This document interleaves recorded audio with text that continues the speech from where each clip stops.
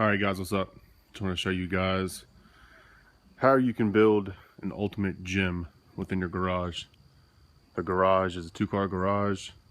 It's roughly 9.5 feet tall, 18 by 18.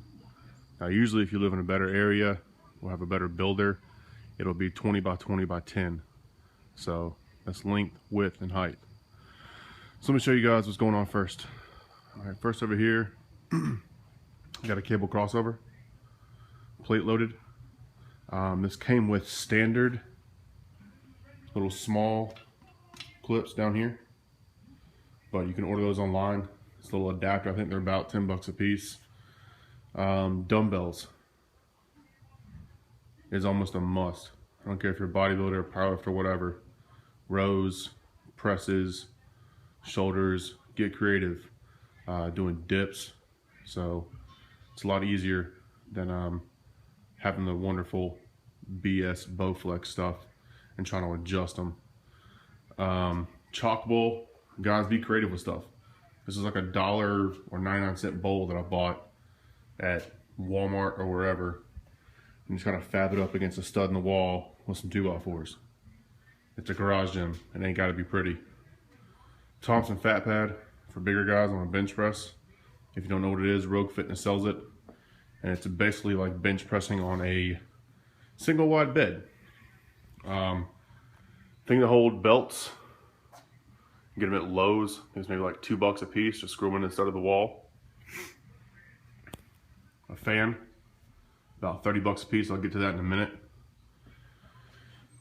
Another almost necessity is a bar holder. You're going to accumulate bars over the life of your gym. That is a Texas Power Bar on the left. That's a Elite FTS yoke bar or a safety squat bar. I choose to take the handles out. There's a football ball there, cambered bar, trap bar. There's some boards down below. Once again, get creative. Make your own boards. Rack, main necessity. I chose to go with the Rogue rack. It's a Monster Light, and it's kind of added to it. Supposedly they're going to come out with a monolift that goes with these, that attaches to the outside of the rack like a traditional mono would, not one of these BS J-cup monolifts. So hopefully we'll see that toward the end of this year. So hopefully toward the end of Christmas of 2014 we'll see that come out. Multi-grip, pull-up bar, weights. This is another thing that people try and slack off on. Get more weights than you think of, and you don't have to buy all this stuff new. Your best friend can be Craigslist, or I know within my area, I'm in Charlotte, North Carolina, we have a used fitness warehouse where there's a guy in business. He just buys out gyms that go out of sale or go out of business, and he buys them up. So you get a lot of stuff from him. It's pretty cheap. You don't have to pay $1 to $1.50 a pound. You can pay 50 cents a pound, 30 cents a pound, but get stuff that usually matches. There's some rubber coated 45s. I start those off with deadlifts. And this rack's pretty sturdy. It doesn't move much when you shake it, but you do need to bolt it to the floor. And these little, these little Olympic platforms, they're just made out of wood. All right. The top piece is 3-4 inches, so this is probably 3.5 inches all together. And if they're building houses in your neighborhood, just snag some wood. These are 3-4 inch stall mats. You can get it Tractor Supply or any kind of feed store. They're about 30 bucks or 40 bucks per sheet, which I know adds up quick, but it saves you a ton of noise. It'll keep in some more heat, and it's really easy to clean up. You just use like a leaf blower or anything like that.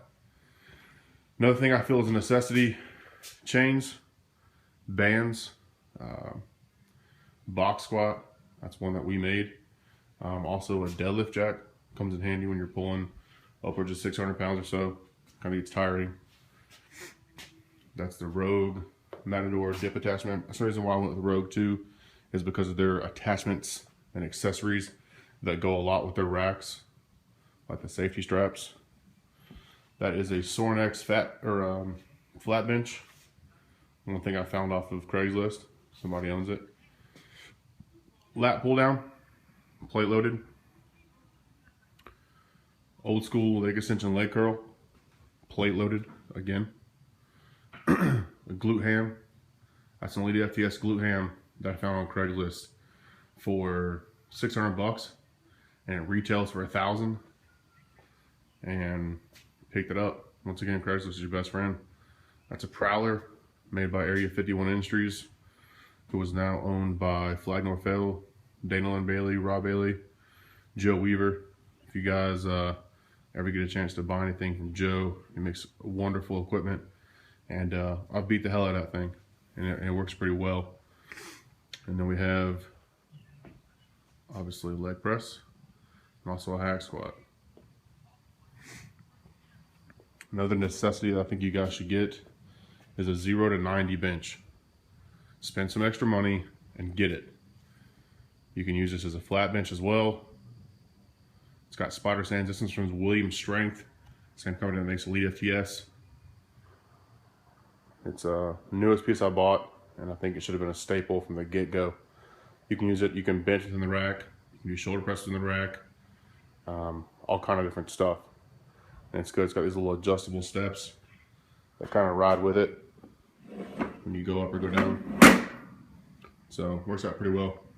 But overall, guys, it's just a quick overview of how you can build basically better than a commercial gym within your own garage. It took me a while to kind of get the layout flat and how I wanted, but as you can see, I got normal stuff in here. I don't have a shed that's being able to be behind my house.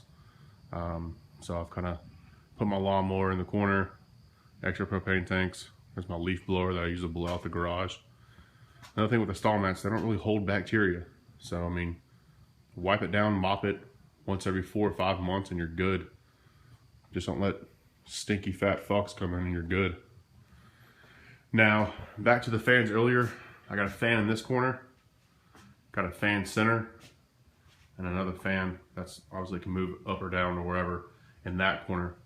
So basically you get 3 angles of air going. Now, here in North Carolina we have a lot of humidity, so that's something to take into consideration.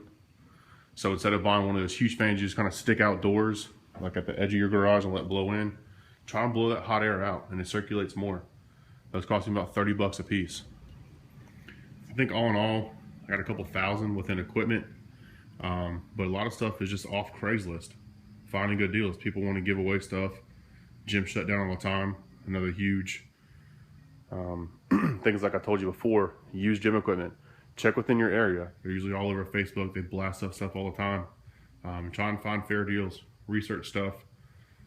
And good luck to you guys. But this is everything once again in a 18 by 18 by 9.5 2-door garage.